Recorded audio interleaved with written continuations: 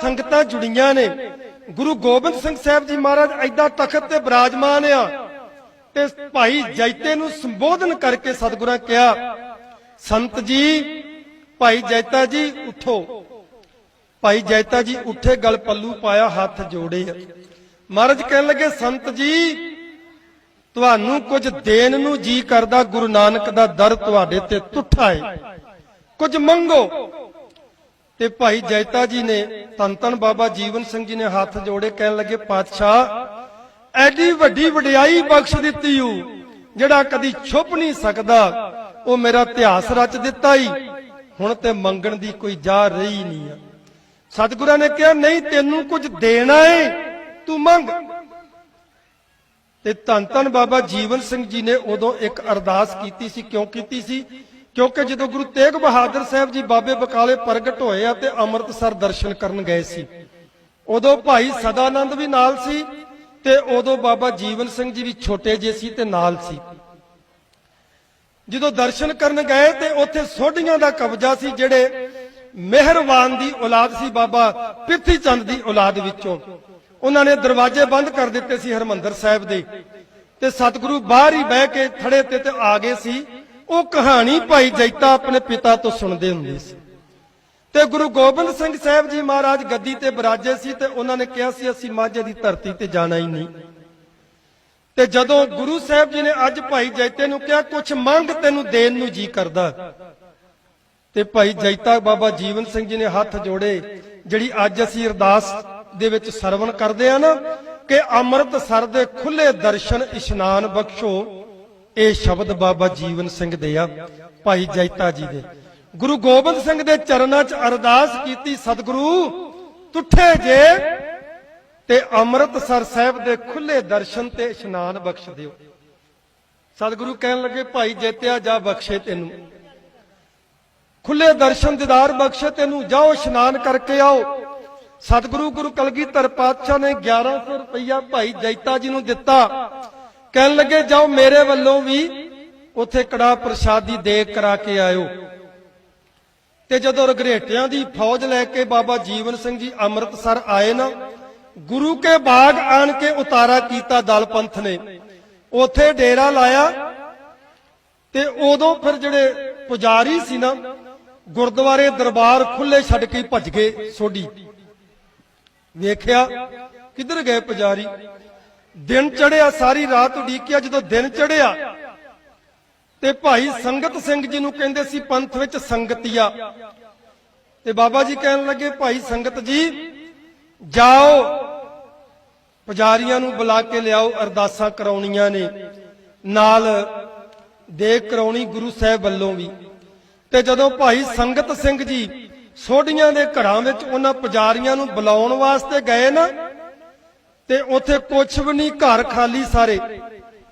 जदों उन्हां दे नौकरां चाकरां नूं पुछया भी किधर गए, वो कहंदे जी वो ते रातों रात धन दे गड्डे लद के ते मालवे दी धरती नूं, उदों कहंदे सी जंगल देश मालवा, इनू गुरु नानक देव जी ने आख्या। इनू इतिहास में जो पढ़ांगे ना, जंगल देश कहंदे आ, जंगल ही जंगल सी, आबादी कोई नहीं सी उधर। कहंदे जी वो तो जंगल देश नूं चले गए धन दौलत दे गड्डे भर के, क्योंकि पीढ़ी दर पीढ़ी वो गुरु घर की पूजा चुकते आउंदे सी, बहुत धन सी उन्हां दे कोल। ते मालवे च जाके उन्होंने जमीनां खरीद के ते जगीरां बनाईयां, पिंड वसाए। अज उधर गुरुसर, गुरु के गुरु जोधे, गुरु घाट, गुरु इदा करके पिंड उन्हां दे वसे सोढियां दे, अज भी जाके वेख सकते हो मालवे की धरती ते। जदों यह खबर बाबा जीवन सिंह नूं मिली, उन्होंने एक बेनती पत्र लिखिया गुरु गोबिंद सिंह जी नूं कि महाराज इस तरह कीता पुजारियां ने ते गुरुद्वारे सुन्ने हो गए आ, दरबार जिहड़े ने। गुरु गोबिंद सिंह जी ने जदों खबर सुनी ते उन्होंने हुक्मनामा लिखिया बाबा जीवन सिंह नूं, कहन लगे, संत जी रघरेटिया नूं मर्यादा समझा के ते गुरु घरां दी सेवा संभाल के फेर आयो। ये गुरु गोबिंद सिंह साहब जी महाराज दा हुक्म सी। ते थां पर थां बाबा जीवन सिंह जी ने रघरेटिया नूं दरबार साहब दी सेवा संभाल दिती ते उथों चल के वापस गए। उदों तो लैके ते अकाली फूला सिंह तक दरबार साहब दी सेवा संभाल जिहड़ी सी, ये रघरेटिया कोल रही। ਜਦੋਂ ਅੰਗਰੇਜ਼ਾਂ ਦਾ ਰਾਜ ਹੋ ਗਿਆ, ਇਹਨਾਂ ਪੁਜਾਰੀਆਂ ਨੇ ਇੱਕ ਬੜੀ ਕੋਝੀ ਚਾਲ ਚੱਲੀ ਰਗਰੇਟਿਆਂ ਨੂੰ, ਕਿਉਂਕਿ ਈਸਾਈ ਧਰਮ ਦੇ ਵਿੱਚ ਨਾ ਸਿਰ ਢੱਕਣ ਦੀ ਪਾਬੰਦੀ ਆ ਤੇ ਨਾ ਜੋੜਾ ਲਾ ਕੇ ਆਉਣ ਦੀ ਮਨਾਹੀ ਆ। ਉਹਨਾਂ ਨੂੰ ਅੰਗਰੇਜ਼ ਅਫਸਰਾਂ ਨੂੰ ਇਹਦੇ ਬਾਰੇ ਮਰਿਆਦਾ ਦੇ ਕੁਝ ਪਤਾ ਨਹੀਂ ਸੀ। ਹਰਮੰਦਰ ਸਾਹਿਬ ਦੇ ਉਹ ਦਰਸ਼ਨ ਕਰਨ ਵਾਸਤੇ, ਧਿਆਨ ਵੇਖਣ ਵਾਸਤੇ ਤੇ 14-15 ਅੰਗਰੇਜ਼ ਅਫਸਰ ਜਿਹੜੇ ਸੀ ਨਾ, ਉਹ ਆ ਗਏ ਦਰਬਾਰ। ਬਕਰਮਾ ਸਰੋਵਰ ਦੇ ਘੇਰੇ ਘੇਰੇ ਫਿਰੇ। ਉਸ ਟਾਈਮ ਉਹਨਾਂ ਨੂੰ ਇਹ ਦੱਸਣਾ ਚਾਹੀਦਾ ਸੀ ਵੀ ਸਿੱਖ ਮਰਿਆਦਾ ਐਦਾਂ ਹੈ, ਪਰ ਇਹ ਜਿਹੜੇ ਸੋਢੀ ਸੀ ਨਾ, ਇਹ ਕਹਿਣ ਲੱਗੇ ਵੱਡੇ ਗੁਰੂ ਦੇ ਬੇਟੇ ਬਣੇ ਫਿਰਦੇ ਹੋ, ਆ ਬੇਅਦਬੀ ਹੋ ਗਈ, ਮਹਾਰਾਜ ਦੀ ਬੇਅਦਬੀ ਕਰਾਤੀ ਤੁਸੀਂ, ਜਰਾ ਜੋੜੇ ਪਾ ਕੇ ਟੋਪੀਆਂ ਪਾ ਕੇ ਇਹ ਆ ਗਏ ਨੇ ਮਹਾਰਾਜ ਦੇ ਬਕਰਮਾਂ ਦੇ ਵਿੱਚ। ਰਗਰੇਟੇ ਜੋਸ਼ ਵਿੱਚ ਆਏ, ਉਹ 14-15 ਅੰਗਰੇਜ਼ ਵੜ ਦਿੱਤੇ ਤੇ ਉਧਰ ਜਾ ਕੇ ਅੰਗਰੇਜ਼ਾਂ ਨੂੰ ਕਹਿੰਦੇ ਇਹ ਜਾਹਲ ਕੌਮ ਆ, ਜਦ ਤੱਕ ਇਹਨਾਂ ਨੂੰ ਤੁਸੀਂ ਇਸ ਕੌਮ ਨੂੰ ਖਤਮ ਨਾ ਕੀਤਾ ਤੁਸੀਂ ਪੰਜਾਬ ਤੇ ਰਾਜ ਨਹੀਂ ਕਰ ਸਕਦੇ। ਤੇ ਇਹ ਇਤਿਹਾਸ ਵੀ ਇਹ ਗਵਾਹ ਸੀ। ਮਜੀਠੀਏ ਸਰਦਾਰ, ਲੈਲਪੁਰੀਏ, ਸ਼ੇਖੂਪੁਰੀਏ, ਫਿਰ ਲਾਹੌਰੀਏ, ਇਹ ਸਾਰੇ ਸਰਦਾਰਾਂ ਨੇ ਅੰਗਰੇਜ਼ਾਂ ਨਾਲ ਸਮਝੌਤਾ ਕੀਤਾ ਸੀ। ਜਦੋਂ ਕੌਂਸਲ ਬਣੀ ਸੀ, ਅੰਗਰੇਜ਼ਾਂ ਨੇ ਬਣਾਈ ਸੀ, ਮਹਾਰਾਣੀ ਜਿੰਦਾਂ ਦੇ ਸਾਰੇ ਹੱਕ ਖੋਣ ਲੱਗੇ ਤੇ ਮੋਹਕਮ ਚੰਦ ਦਾ ਪੋਤਰਾ ਉਸ ਕੌਂਸਲ ਦਾ ਮੈਂਬਰ ਸੀ, ਉਹ ਬੋਲਿਆ ਵੀ ਇਹ ਜ਼ੁਲਮ ਆ, ਤੇ ਅੰਗਰੇਜ਼ ਅਫਸਰ ਨੇ ਕਿਹਾ ਸੀ ਇੰਨੇ ਸਰਦਾਰ ਬੈਠੇ, ਇਹ ਨਹੀਂ ਬੋਲਦੇ, ਤੂੰ ਬੋਲਦਾ ਹੈ, ਖਬਰਦਾਰ ਬੋਲਿਆ ਨੇ ਤੈਨੂੰ ਵੀ ਉਸੇ ਜਿੰਦਾਂ ਦੇ ਨਾਲ ਹੀ ਕਰ ਦੂੰਗਾ। ਉਹ ਵੀ ਚੁੱਪ ਕਰ ਗਿਆ ਸੀ। ਤੇ ਉਦੋਂ ਇਹਨਾਂ ਸੋਢੀਆਂ ਨੇ, ਉਦੋਂ ਇੱਕ ਗੁਰੂ ਘਰ ਦਾ ਲਾਲ ਜਿਹੜਾ ਗੁਰੂ ਦਾ ਬੇਟਾ ਸੀ, ਜੱਟ ਸਿੱਖ ਕੌਮ ਦੇ ਵਿੱਚੋਂ, ਜਿਨੇ ਆਪਣਾ ਸਭ ਕੁਝ ਕੁਰਬਾਨ ਕਰ ਦਿੱਤਾ ਇਸ ਸਿੱਖ ਰਾਜ ਨੂੰ ਬਚਾਉਣ ਵਾਸਤੇ, ਉਹ ਸਰਦਾਰ ਅਸਾਮ ਸਿੰਘ ਜੀ ਅਟਾਰੀ ਵਾਲਾ ਸੀ। ਉਹਦੇ ਨਾਲ ਜਿਹੜੀ ਫੌਜ ਸੀ ਉਹ ਸਾਰੀ ਰੰਗਰੇਟਿਆਂ ਦੀ ਸੀ। ਉਹ ਲੜੇ ਆਖਰੀ ਦਮ ਤੱਕ ਤੇ ਇਹ ਅੰਗਰੇਜ਼ਾਂ ਨੂੰ ਪਤਾ ਹੀ ਸੀ ਵੀ ਇਹ ਕੌਮ ਅੜੀ ਆ। ਉਹਨੇ ਫਿਰ ਕੀ ਕੀਤਾ, ਜਾ ਕੇ ਸੋਢੀਆਂ ਨੇ ਕਿਹਾ ਇਹ ਕੌਮ ਤੁਹਾਨੂੰ ਰਾਜ ਨਹੀਂ ਕਰਨ ਦੇਗੀ। ਇੱਕ ਅਫਸਰ ਮਾਰ ਦਿੱਤੇ 14-15, ਦੂਜਾ ਉਹਨਾਂ ਨੇ ਜਾ ਕੇ ਇਸ ਕੌਮ ਬਾਰੇ ਭਟਕਾਇਆ। ਅੰਗਰੇਜ਼ਾਂ ਨੇ ਆ ਕੇ ਤੋਪਾਂ ਬੀੜ ਦਿੱਤੀਆਂ, ਕੁਝ ਰੰਗਰੇਟੇ ਤੋਪਾਂ ਦੇ ਅੱਗੇ ਖਿਲਾਰ ਕੇ ਉਡਾ ਦਿੱਤੇ, ਕੁਝ ਰੰਗਰੇਟਿਆਂ ਨੂੰ ਉੱਥੇ ਫਾਂਸੀਆਂ ਦੇ ਕੇ ਮਾਰ ਦਿੱਤਾ ਤੇ ਉਹ ਗੁਰਦੁਆਰੇ ਦੀ ਸੇਵਾ ਸੰਭਾਲ ਜਿਹੜੀ ਸੀ ਉਹ ਫਿਰ ਉਹਨਾਂ ਮਹੰਤਾਂ ਨੂੰ, ਪੁਜਾਰੀਆਂ ਨੂੰ ਦੇ ਦਿੱਤੀ। ਉਦੋਂ ਰੰਗਰੇਟੇ ਕੌਮ ਦੇ ਮੰਦੇ ਦਿਨ ਆਏ ਨੇ। ਨਾ ਇਹਨਾਂ ਨੂੰ ਕਿਤੇ ਫੌਜ 'ਚ ਨੌਕਰੀ ਮਿਲਦੀ ਸੀ, ਨਾ ਇਹਨਾਂ ਦੇ ਕੋਲ ਗੁਰੂ ਘਰਾਂ ਦੀ ਸੇਵਾ ਸੀ, ਖੇਤੀ ਇਹ ਕਰ ਨਹੀਂ ਸੀ ਸਕਦੇ, ਨਾ ਹੀ ਅੱਜ ਕਰ ਸਕਦੇ ਆ। ਸਰਕਾਰ ਨੇ ਜ਼ਮੀਨਾਂ ਰੰਗਰੇਟਿਆਂ ਨੂੰ ਦਿੱਤੀਆਂ ਸੀ, ਪਰ 100 ਦੇ ਵਿੱਚੋਂ ਕੋਈ 2-4 ਰੰਗਰੇਟੇ ਐਸੇ ਹੋਣਗੇ ਜਿਹੜੇ ਖੇਤੀ ਕਰਦੇ ਆ, ਨਹੀਂ ਤੇ ਸਭ ਜ਼ਮੀਨਾਂ ਜਮੂਨਾਂ ਵੇਚ ਕੇ ਵਿਹਲੇ ਹੋ ਗਏ। ਲੜਾਈ ਜਿੰਨੀ ਮਰਜ਼ੀ ਕਰਾ ਲਓ ਇਹਨਾਂ ਕੋਲ, ਕਿਉਂਕਿ ਫੌਜੀ ਨੇ, ਲੜਨਾ ਆਉਂਦਾ ਇਹਨਾਂ ਨੂੰ, ਪਰ ਖੇਤੀ ਨਹੀਂ ਕਰ ਸਕਦੇ। ਹੁਣ ਥੋੜਾ ਵਪਾਰ ਵਿੱਚ ਹਿੱਸਾ ਲੈਂਦੇ ਆ, ਪਰ ਇਹਨਾਂ ਦਾ ਇੱਕੋ ਹੀ ਕੰਮ ਸੀ, ਆਦਿ ਕਾਲ ਤੋਂ ਇਹ ਲੜਦੇ ਆ ਰਹੇ ਆ, ਫੌਜੀ ਸਨ। ਤੇ ਇਹਨਾਂ ਦੇ ਮੰਦੇ ਦਿਨ ਉਦੋਂ ਆ ਗਏ ਜਦੋਂ ਫੌਜ ਵਿੱਚ ਵੀ ਨਹੀਂ ਸੀ ਇਹਨਾਂ ਨੂੰ ਰੱਖਦੇ। ਫਿਰ ਸਰਦਾਰ ਹਰੀ ਸਿੰਘ ਨਰਵਾ, ਮਜਬੀ ਸਿੱਖ ਰੰਗਰੇਟਾ, ਗੁਰੂ ਦਾ ਬੇਟਾ, ਉਹਦਾ ਪੁੱਤਰ ਸੀ ਨਰਵੈਰ ਸਿੰਘ। ਜਦੋਂ ਹਰੀ ਸਿੰਘ ਨਰਵੇ ਨੂੰ ਸ਼ਹੀਦ ਹੋ ਗਿਆ ਤੇ ਉਹਦੀ ਸਾਰੀ ਪ੍ਰਾਪਰਟੀ ਜ਼ਬਤ ਕਰ ਲਈ ਮਹਾਰਾਜਾ ਰਣਜੀਤ ਸਿੰਘ ਨੇ, ਤੇ ਉਹ ਦਰਬਾਰ 'ਚ ਪੇਸ਼ ਹੋਇਆ ਦੋਵੇਂ ਮਾਵਾਂ ਨੂੰ ਲੈ ਕੇ, ਦੋਵੇਂ ਭੈਣਾਂ ਨੂੰ ਆਪਣੀਆਂ ਨੂੰ ਲੈ ਕੇ, ਵੀ ਤੁਹਾਡੇ ਵਾਸਤੇ ਸਾਡੇ ਪਿਤਾ ਨੇ ਇਸ ਪੰਜਾਬ ਵਾਸਤੇ ਇੰਨੀ ਘਾਲਣਾ ਘਾਲੀ ਤੇ ਅੱਜ ਤੁਸੀਂ ਸਭ ਕੁਝ ਖੋ ਲਿਆ। ਮਹਾਰਾਜਾ ਰਣਜੀਤ ਸਿੰਘ ਕਹਿਣ ਲੱਗੇ ਵੀ ਉਹ ਸਾਡਾ ਮੁਲਾਜ਼ਮ ਸੀ, ਉਹ ਸੇਵਾ ਕਰਦਾ ਸੀ ਖਾਲਸੇ ਰਾਜ ਦੀ, ਉਹਨੂੰ ਸਗਾਤਾਂ ਮਿਲੀਆਂ ਸੀ, ਤੁਸੀਂ ਕਰੋਗੇ ਤੁਹਾਨੂੰ ਵੀ ਮਿਲਣਗੀਆਂ। ਤੇ ਫਿਰ ਸਰਦਾਰ ਨਰਵੈਰ ਸਿੰਘ ਕਹਿਣ ਲੱਗੇ ਵੀ ਉਹਨਾਂ ਦਾ ਜਿਹੜਾ ਆਪਣਾ ਪਰਸਨਲ ਪੈਸਾ ਸੀ 3 ਲੱਖ, ਉਹ ਮਹਾਰਾਜਾ ਰਣਜੀਤ ਸਿੰਘ ਦੇ ਬੈਂਕ ਵਿੱਚ ਜਮਾ ਸੀ, ਉਹ ਮੰਗਿਆ। ਕਹਿਣ ਲੱਗੇ ਉਹ ਹੀ ਦੇ ਦਿਓ। ਕਹਿਣ ਲੱਗੇ ਵੀ ਉਹ ਵੀ ਸਰਕਾਰੀ ਪੈਸਾ ਜ਼ਬਤ ਹੋ ਗਿਆ ਹੈ, ਤੁਸੀਂ ਨੌਕਰੀ ਕਰੋ ਤੁਹਾਨੂੰ ਵੀ ਮਿਲੇਗਾ। ਉਸ ਵਕਤ ਸਰਦਾਰ ਨਰਵੈਰ ਸਿੰਘ ਨੇ ਕਹਿਤਾ ਸੀ ਅਸੀਂ ਤੇਰੀ ਨੌਕਰੀ ਨਹੀਂ ਕਰਨੀ, ਅਸੀਂ ਇਹੋ ਜੀ ਨੌਕਰੀ ਤੇ ਥੁੱਕਦੇ ਆ। ਸਾਡੇ ਪਿਤਾ ਨੇ ਕੀ ਕੁਛ ਨਹੀਂ ਕੀਤਾ, ਉਹਦੇ ਪਰਿਵਾਰ ਨਾਲ ਮਗਰੋਂ ਆਹ ਹਾਲਤ ਕੀਤੀ ਤੇ ਸਾਡੇ ਨਾਲ ਕੀ ਕਰੋਗੇ, ਅਸੀਂ ਨਹੀਂ ਕਰਨੀ ਤੇਰੀ ਨੌਕਰੀ। ਪੜਿਆ ਲਿਖਿਆ ਉਹ ਭਾਈ ਨਰਵੈਰ ਸਿੰਘ ਸੀ। ਲੁਧਿਆਣੇ ਜਾ ਕੇ ਅੰਗਰੇਜ਼ ਸਰਕਾਰ ਦੇ ਕੋਲ ਉਹਨੇ ਦੱਸਿਆ ਕਿ ਮੈਂ ਸਰਦਾਰ ਹਰੀ ਸਿੰਘ ਨਰਵੇ ਦਾ ਪੁੱਤਰ ਆ। ਅੰਗਰੇਜ਼ ਸਰਕਾਰ ਨੇ ਉਹਨੂੰ ਕਮਿਸ਼ਨਰ ਲਾਤਾ। ਜਦੋਂ ਇਸ ਕੌਮ ਦੇ ਨਾਲ ਅੰਗਰੇਜ਼ ਕੌਮ ਬੜਾ ਧੱਕਾ ਕਰਦੀ ਪਈ ਸੀ ਨਾ, ਉਦੋਂ ਸਰਦਾਰ ਨਰਵੈਰ ਸਿੰਘ ਨੇ ਜਰਨਲ ਅਖਤਰ ਲੋਨੀ ਨੂੰ ਇਹ ਗੱਲ ਕਹੀ ਸੀ ਵੀ ਇਹ ਜਿਹੜੇ ਰਗਰੇਟੇ ਆ ਨਾ, ਇਹ ਜਾਹਲ ਕੌਮ ਨਹੀਂ ਹੈ, ਇਹ ਬੜੀ ਵਫਾਦਾਰ ਕੌਮ ਆ। ਇਹਨਾਂ ਦੇ ਸਿਰ ਤੇ ਕਦੀ ਹੱਥ ਰੱਖ ਕੇ ਵੇਖ, ਇਹਨਾਂ ਨੂੰ ਕਦੀ ਜੱਫੀ ਪਾ ਕੇ ਪਿਆਰ ਕਰਕੇ ਵੇਖ, ਇਹਨਾਂ ਦੇ ਇੱਕ ਇੱਕ ਕਤਰੇ ਦੇ ਵਿੱਚ ਵਫਾਦਾਰੀ ਭਰੀ ਹੋਈ ਆ। ਤੂੰ ਇਹਨਾਂ ਨੂੰ ਫੌਜ 'ਚ ਭਰਤੀ ਕਰ। ਹਰੀ ਸਿੰਘ ਨਰਵਾ ਸੀ, ਜਿੱਥੋਂ ਤੱਕ ਹੱਦਾਂ ਬਣਾਈਆਂ ਸੀ ਉਹਨੇ, ਅੱਜ ਵੀ ਤੇਰੀਆਂ ਹੱਦਾਂ ਦੀ ਰਾਖੀ ਕਰਨਗੇ। ਉਸ ਟਾਈਮ ਸਰਦਾਰ ਨਰਵੈਰ ਸਿੰਘ ਦੀ ਸਿਫਾਰਿਸ਼ ਤੇ ਗੌਰ ਕੀਤਾ ਅੰਗਰੇਜ਼ ਸਰਕਾਰ ਨੇ, ਤੇ ਇਹਨਾਂ ਨੂੰ ਰਗਰੇਟਿਆਂ ਨੂੰ ਫੌਜ ਵਿੱਚ ਭਰਤੀ ਕੀਤਾ, ਤੇ ਉਸ ਫੌਜ ਦਾ ਕੰਪਨੀ ਦਾ ਨਾਂ ਰੱਖਿਆ ਸਿੱਖ ਲਾਈ ਪਲਟਨ। ਉਹਦੀਆਂ ਸਾਰੀਆਂ ਰਹਿਤਾਂ ਬਹਿਤਾਂ ਨੂੰ ਬਰਕਰਾਰ ਰੱਖਿਆ। ਉਹ ਸਿੱਖ ਲਾਈ ਪਲਟਨ ਜਿਹੜੀ ਸੀ ਨਾ, ਉਹ ਫਿਰ ਫੌਜ ਦੇ ਵਿੱਚ ਆਈ, ਤੇ ਥੋੜਾ ਥੋੜਾ ਇਸ ਕੌਮ ਦਾ ਫਿਰ ਸੁਧਾਰ ਹੋਣ ਲੱਗਾ। ਪਰ ਪੰਥ ਦੋਖੀ ਸਮੇਂ ਨਾਲ ਇਹਨੂੰ ਦਬਾਉਂਦੇ ਆਏ ਆ। ਹੁਣ ਉਹ ਸਮਾਂ ਆ ਗਿਆ ਏ ਕਿ ਵਿਗਿਆਪਨ ਜੋਗਿਆ, ਮੀਡੀਆ ਜੋਗਿਆ। ਹੁਣ ਮੇਰੀ ਜ਼ਬਾਨ ਤੇ ਭਾਵੇਂ ਦੱਬ ਦਿਓ, ਪਰ ਰਗਰੇਟਾ ਕੌਮ ਦੀ ਜ਼ਬਾਨ ਨਹੀਂ ਕੋਈ ਦੱਬ ਸਕਦਾ।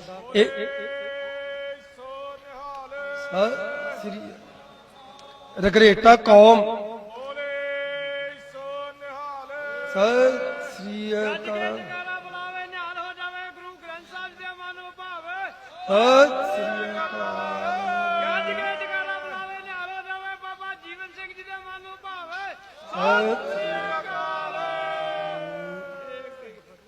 ਗੁਰੂ ਪਿਆਰੀ ਸਾਧ ਸੰਗਤ ਜੀ, ਇਹ ਰਗਰੇਟਿਆਂ ਦਾ ਇਤਿਹਾਸ ਇਹ ਦਾਸ ਨੇ ਤੁਸ਼ ਬੁੱਧੀ ਅਨੁਸਾਰ ਜਿੰਨੀ ਸਟੱਡੀ ਕੀਤੀ ਹੈ ਉਹ ਸੁਣਾਇਆ ਏ।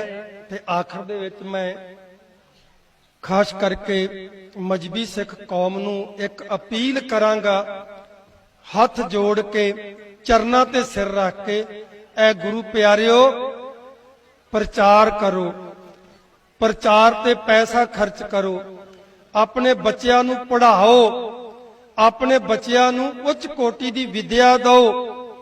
ਤੇ ਇਹ ਜਿਹੜਾ ਫੇਸਬੁੱਕ ਤੇ WhatsApp ਤੇ ਜਿਹੜਾ ਜੱਟਵਾਦ ਯੇਵਾਦ ਕਰਦੇ ਹੋ ਨਾ, ਇਹ ਬੰਦ ਕਰ ਦਿਓ, ਕਿਉਂਕਿ ਜੱਟ ਤੇ ਮਜਬੀ ਨੌ ਤੇ ਮਾਸ ਦਾ ਰਿਸ਼ਤਾ ਏ। ਆ ਜਿਹੜੇ ਸਟੇਜਾਂ ਦੇ ਉੱਤੇ ਜੱਟ ਜੱਟ ਰੌਲਾ ਪਾਇਆ ਜਾ ਰਿਹਾ ਨਾ, ਉਹ ਜੱਟ ਦੀ ਹਾਲਤ ਨਹੀਂ ਹੈ ਜਿਹੜਾ ਉਹ ਸਟੇਜਾਂ ਤੇ ਵਿਖਾਇਆ ਜਾਂਦਾ ਏ।